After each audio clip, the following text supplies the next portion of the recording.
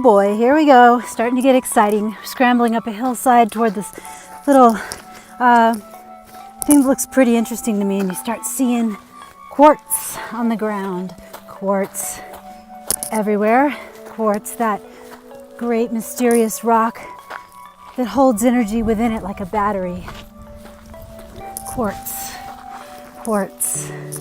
A big, old, white boulder of quartz at the top of the rise.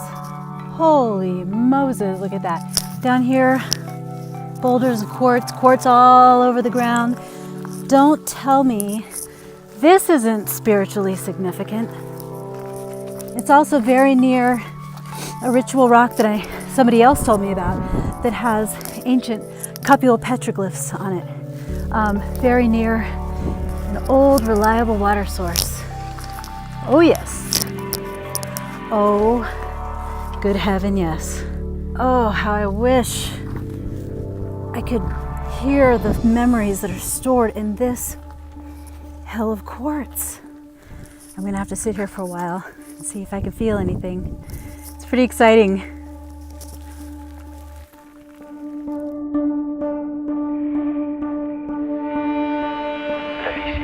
Oh wow, I can't believe this. It's even better. I'm sitting up here on this piece of quartz and I look down the hill and I see exactly where the cupules are.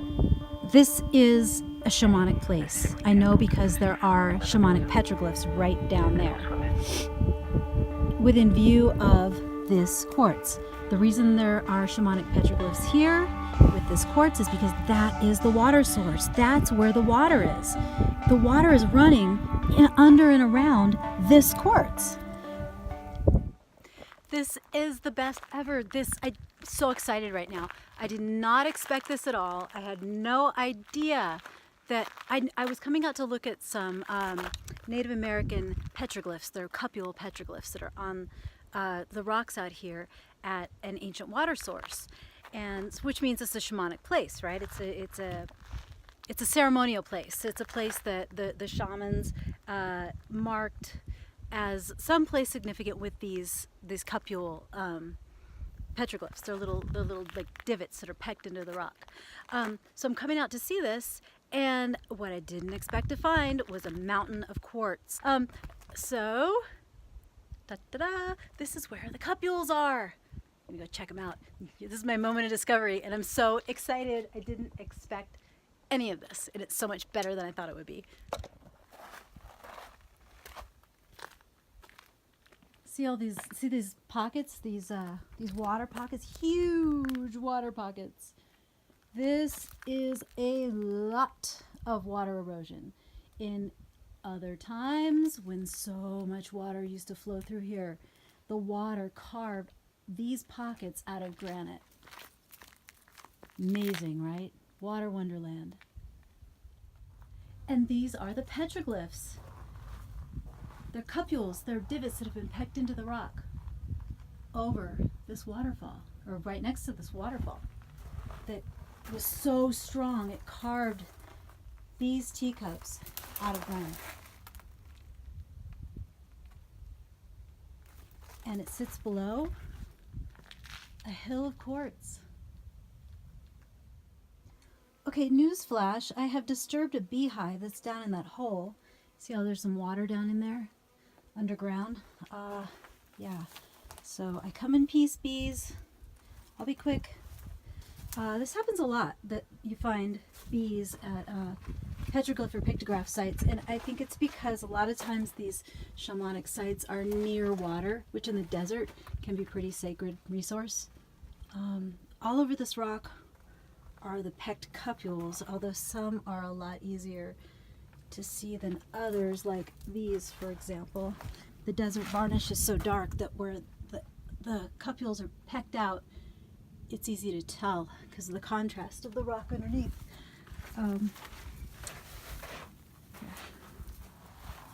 Okay, bees. Thank you for letting me visit. I'm done. Okay, a couple of other interesting details. These petroglyphs are on the east-facing rock, not on the west-facing rock, east-facing rock. And from a historical perspective, pioneers saw this as a great water source and built some holding tank or mechanisms and dammed up the area, dammed up these tanks to hold the water better. Looks like maybe, I wonder what's behind that wall, because probably they're trying to hold the water up behind that wall. Here we go. So yeah, we're up behind this wall, and that little dam right there has made a man-made lake back here. Of course, no water in it now, but imagine enough water that could have formed those teacups below rushing into this area. It would be a lake.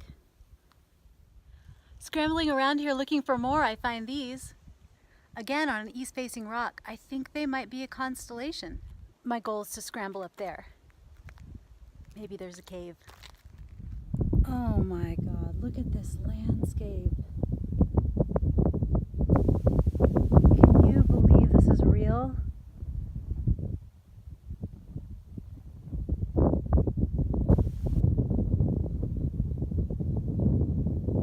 We got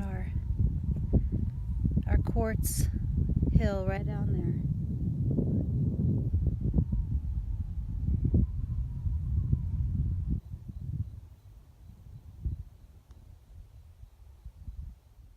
Well, there is sort of a little cave.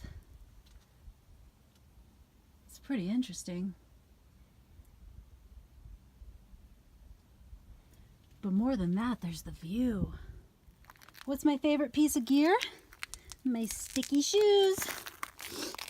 I'm not going to say it turns me into a lizard. The last time I did that, I fell flat on my face and got a bloody nose, and then a lizard popped out of a hole and laughed at me. That's a true story.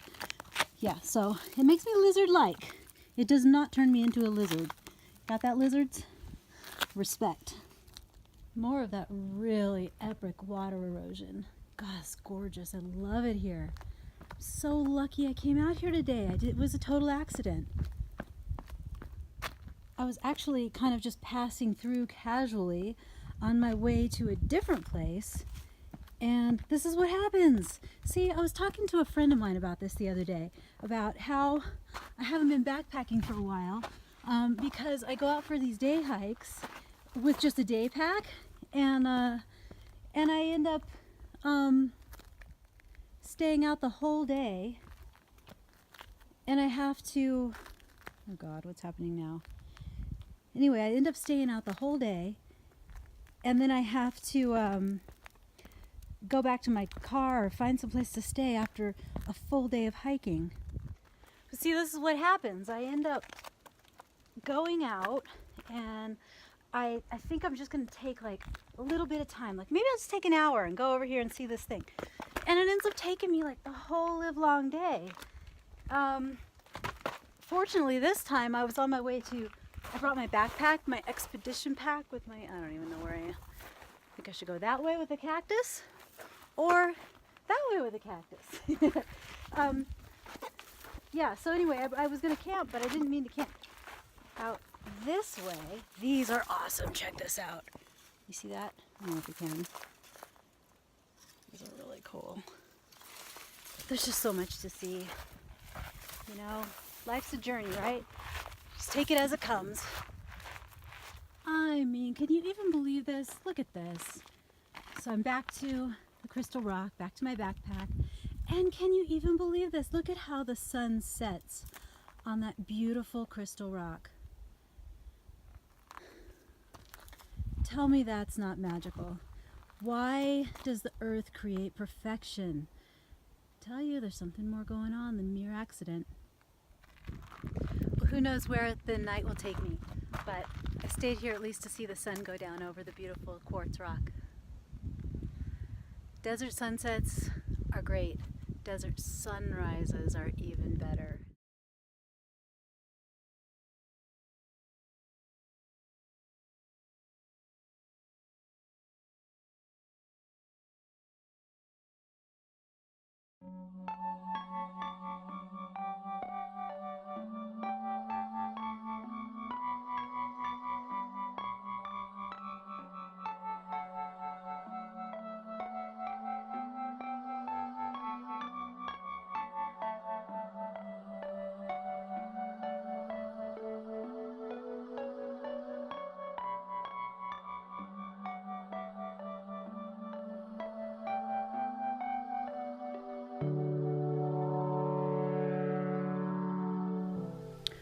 Oh my days, oh my days, oh my days. Check this out. We got more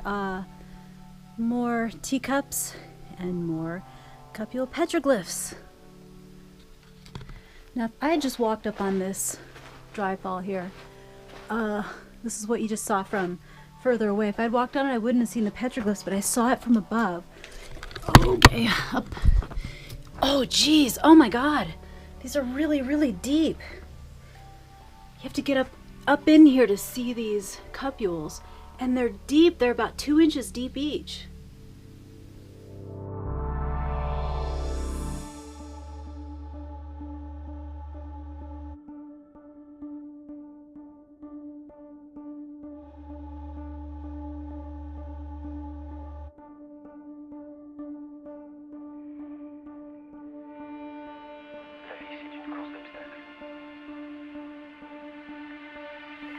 So what is a cupule petroglyph and why a cupule petroglyph? Take this teacup I'm sitting in now.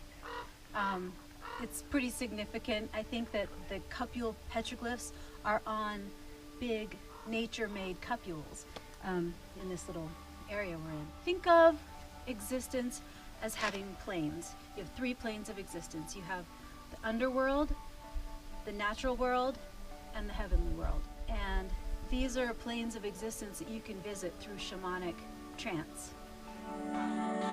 The heavenly world has the sky spirits. The underworld has the death spirits. And this plane that we're on is the plane that we live in. This is our plane, our world. And the cupule is a portal that can go to the underworld, but it can also be looked at as a pole you can stand on and rise to the heavenly world. So if you see a petroglyph that has that's a dot, or a pictograph that's a dot, or a cupule, a hole like this, you can look at it as one or the other. Portal down or a pole that rises you up.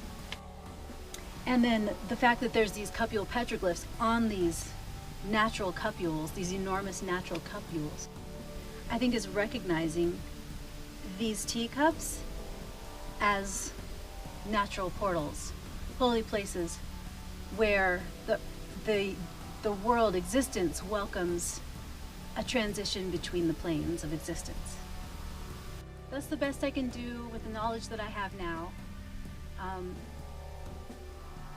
Maybe I can build on that in the future. Where'd you leave your pack, Angeline? Oh, by the big boulder.